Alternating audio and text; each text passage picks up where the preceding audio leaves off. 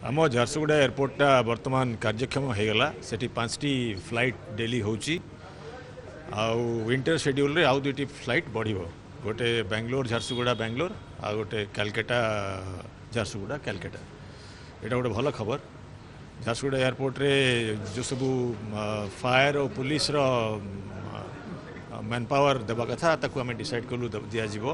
देखिए winter schedule जो है एयरलाइंस ने डिक्लेयर कर दिया है झारसुगुड़ा एयरपोर्ट के लिए।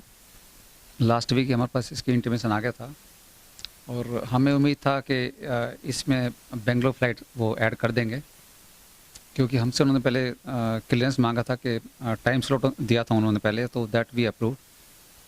लेकिन अभी आई डोंट नो वो फ्लाइट अभी ऐड नहीं हो पाया बेंगलोर वाला। जहाँ तक टाइमिंग के सवाल हैं तो जो दिल्ली फ्लाइट था यहाँ से झारसुगुड़ा से, वो उसका टाइमिंग उन्होंने पहले वाला टाइम कर दिया, मीन्स वो 3 बजे आएगी यहाँ पे फ़्लाइट और यहाँ से 3:30 जाएगी। ऐसे ही जो अलायंस एयर फ्लाइट है सुबह भुवनेश्वर की जो मॉर्निंग फ़्लाइट है, वो पहले 10:05 पे आती थी यहाँ पे, अब वो 10:30 आएगी यहाँ पे। तो ये उन्होंने फ़िलहाल एयरलाइंस ने शेड्यूल में चेंज किया है। अलायंस एयर का जो कलकत्ता फ़्लाइट डायरेक्ट वाली थी, तो उसमें कुछ वहाँ पे स्लॉट का कुछ इशू आया हुआ है कलकत्ता में, और बट वो भी जल्दी रिजॉल्व हो जाएगा और मुझे पूरी उम्मीद है कि विंटर शेड्यूल में बेंगलोर भी ऐड हो जाएगा, बेंगलोर ऐड हो जाएगा, बेंगलोर भी होगा और कलकत्ता, दोनों फ्लाइटें जो है वो स्टार्ट होंगी, जल्दी स्टार्ट होगी। बहुत ज़्यादा डिमांड है, बेंगलोर की बहुत डिमांड है, इवन बॉम्बे बहुत डिमांड है। हम मेरे पास तो काफ़ी मेल्स आते हैं, सब बॉम्बे भी कराइए, बेंगलोर कराइए, कलकत्ता की डायरेक्ट फ्लाइट कराइए, मॉर्निंग में कराइए। तो इस तरह के बहुत सारे यहाँ पे सजेशंस आते हैं हमारे पास में, और जो भी इस तरह के सजेशन आते हैं उनको हम लोग उठा के एयरलाइंस को कंसर्न जो है टीम उनको भेज देते हैं। और मेरे को पूरा उम्मीद है कि ये कलकत्ता फ्लाइट डायरेक्ट वाला और ऐसे ही जो है बेंगलोर की फ़्लाइट वो स्टार्ट हो जाएगा जल्दी।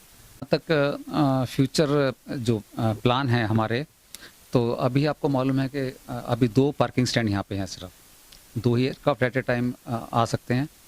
और कई बार ऐसा हो गया कि शाम को जो है 3 प्लेन इकट्ठे आ गए हैं बाय द वे, कई बार ऐसे 2-3 बार ऐसा इंसिडेंट हो चुका है अभी तक। और उसमें जो है क्योंकि 2 ही पार्किंग स्टैंड हैं, 2 ही एयरक्राफ्ट खड़े होंगे, तो तीसरा एयरक्राफ्ट जो है हमारा रनवे पे जो है वेट करता है 10-15 मिनट के लिए।